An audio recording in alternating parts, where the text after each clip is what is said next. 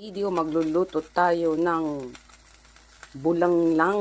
Nandito yung mga ingredients ko: ampalaya, kalabasa, talong, string beans or bagyo beans, okra, kangkong, sibuyas, bawang, luya, tsaka spinach na red.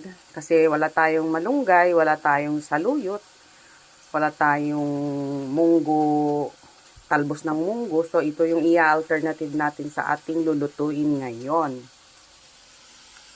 Una, igigisa ko muna yung karne sa bawang at sibuyas hanggang mag-brown siya.